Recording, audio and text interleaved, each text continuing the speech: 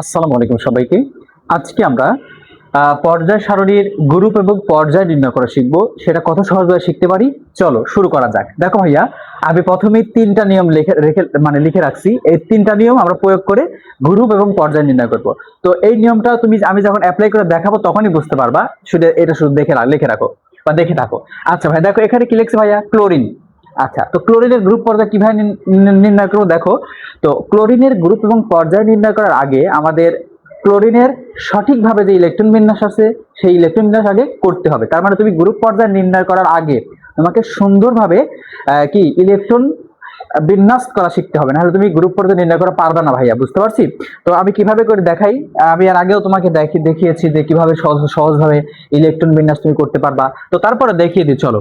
আচ্ছা, নিয়ম হচ্ছে কি, আমি আমার একটা শর্টকাট নিয়ম শিখেছিলাম যে প্রথমে এস এস লিখবা, তারপরে হচ্ছে তারপরে কি লিখবা, পিএস লিখবা, তারপরে কি লিখবা, আবার পিএস লিখবা, দেন আবার পিএস লিখবা। দেখি হয় কিটা। দেখো, এই এস এ সর্বোচ্চ কয়টা ইলেকট্রন আটে? দুইটা ইলেকট্রন আটে না? এইটা কয়টা আটবে বলো? 2 দিয়ে 4। একটা পি এ সর্বোচ্চ কয়টা ইলেকট্রন আটে? 6টা দিলাম। এস এ সর্বোচ্চ কয়টা আটে? 2টা। তাহলে কয়টা হলো দেখো তো ভাইয়া, 4 4 6 10, 10 দিয়ে 12। আর কয় লাগবে কয়টা? 5টা। তার মানে এই পি এ সর্বোচ্চ ইলেকট্রন দিচ্ছি কয়টা? দেখো তো ভাইয়া, 5টা দিই নাই? আচ্ছা, এই এসটা আমি মুছে দিলাম। দেখো ভাইয়া, তার মানে পি সর্বোচ্চ নিতে পারে কয়টা বলো তো? পি সর্বোচ্চ নিতে পারে হচ্ছে 6টা, দিলাম 5টা, কারণ আমাদের ইলেকট্রন হয়ে গেছে। দেখো, আচ্ছা, এই এস কয় নাম্বার এস ভাইয়া দেখো তো? 1 নাম্বার এস। এটা কয় নাম্বার এস? 2 number S. এটা কয় নাম্বার এস? 3 number S. আর পি শুরু হয় কোথা থেকে ভাইয়া? পি শুরু হয় 2 থেকে। তো দেখো, 2p এবং 3p, কারণ 1p নেই। এটা হচ্ছে ইলেকট্রন বিন্যাস। তো তোমাকে ইলেকট্রন বিন্যাস আগে সঠিকভাবে শিখতে হবে, দিয়ে গ্রুপ পর্যায় নির্ণয় করতে হবে। দেখো ভাই, এখানে কিভাবে এখন আমরা গ্রুপ পর্যায় নির্ণয় করি। তুমি সবসময় খেয়াল রাখবা যে ইলেকট্রন সর্বশেষ কয় নাম্বার অরবিটালে প্রবেশ করছে। দেখো তো ভাইয়া, কয় নাম্বার অরবিটালে প্রবেশ করছে? 3 নাম্বার অরবিটালে প্রবেশ করে না ভাই, দেখো 3 নাম্বার কক্ষপথে প্রবেশ করে না ভাই, দেখো শেষ মানে কোথায় ইলেকট্রন গেছে, দেখো 3 নাম্বারে গেছে না? কোথায়? 3 না? তার মানে তুমি সরাসরি লিখতে পারো যে ক্লোরিনের পর্যায় কত? পর্যায় হচ্ছে 3। কথা কি বুঝতে পারছো ভাইয়া? পর্যায় কত? পর্যায় 3। এখন দেখো, আমাদের কয়েকটা নিয়ম লিখেছে এখানে। আচ্ছা দেখো তো, সর্বশেষ ইলেকট্রন বিন্যাস করার পরে দেখো তো ইলেকট্রনগুলো সর্বশেষ কোন কোন কক্ষপথে গেছে ভাইয়া? উপশক্তি স্তরে গেছে। দেখো তো, এস এবং পি।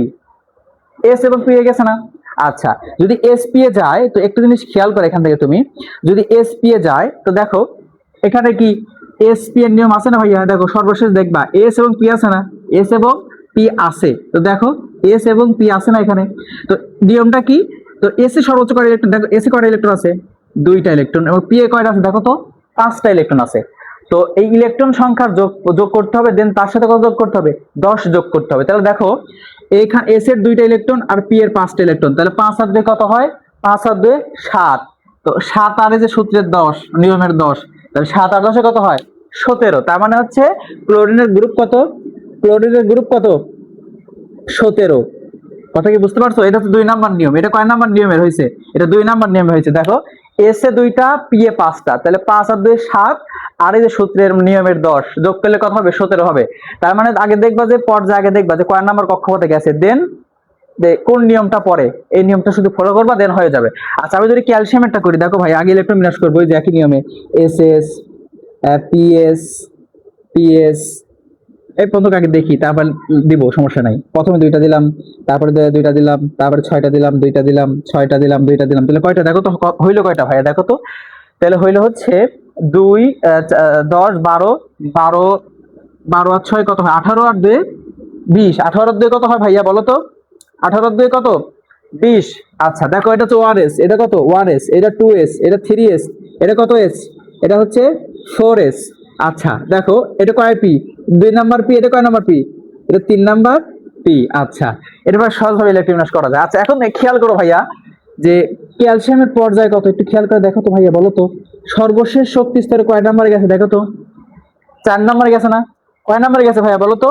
4 নাম্বারে গেছে। তার মানে হচ্ছে ক্যালসিয়ামের পর্যায় হচ্ছে 4। ক্যালসিয়ামের পর্যায় কত? তুমি সবসময় খেয়াল রাখবা কি, যে সর্বশেষ শক্তি স্তরে কয় নাম্বারে গেছে? 4 নাম্বারে গেছে না ইলেকট্রন বিন্যাস করার পরে। তার মানে ক্যালসিয়ামের পর্যায় হচ্ছে 4। আচ্ছা, এখন গ্রুপের নিয়মটা দেখো। গ্রুপ, তাহলে গ্রুপ কত হবে ভাইয়া দেখো তো?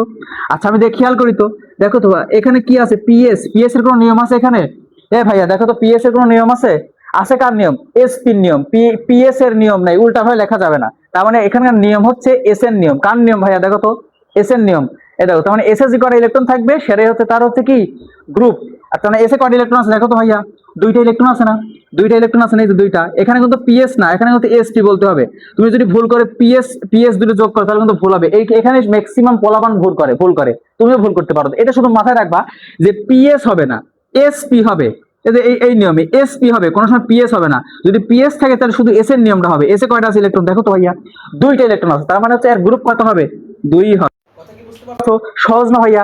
সহজ। এবার দেখো জিঙ্কের ক্ষেত্রে দেখো, ওই যে আমরা ইলেকট্রোমিনাসাই করতে হবে, তাহলে S S PS PS D T S. আচ্ছা, এটা হচ্ছে মানে আমি ইলেকট্রোমিনাস ক্লাসে এটা করাইছি সহজ ভাই, কত সহজ ভাই ইলেকট্রোমিনাস করা যায়। যদি তোমরা আমার চ্যানেলে গেলে দেখতে পাবা, সমস্যা নেই। আচ্ছা দেখো, এখানে এসে দুইটা দিলাম, এখানে দুইটা দিলাম, পিএ ছয়টা দিলাম, এখানে দুইটা দিলাম, পিএ ছয়টা, এখানে দুইটা, তাহলে কয়টা হলো দেখো তো ভাইয়া? 20টা। 20 আর এই 10-এ 30টা, কারণ জিঙ্কের কত পারমাণবিক সংখ্যা কত? 30 না? তবে ইলেকট্রন সংখ্যা 30টাই হবে। আচ্ছা এখন একটু খেয়াল করো, এটা হচ্ছে 1s, এটা 2s, এটা 3s, এটা হচ্ছে 4s। আচ্ছা এটা হচ্ছে কয় নাম্বার পি? 2 number P. এটা কয় নাম্বার পি? 3 number P. আর ডি, ডি শুরু হয় কোথা থেকে? 3 থেকে শুরু হয় না? এই 3d।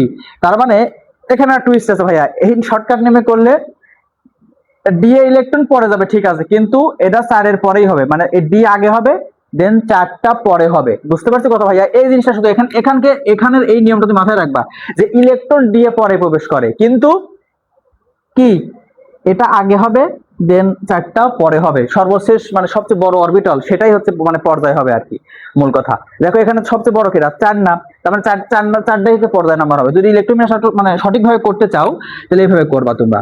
1s 2s 2p6 3s 3p6 3d10 এবং 4s2।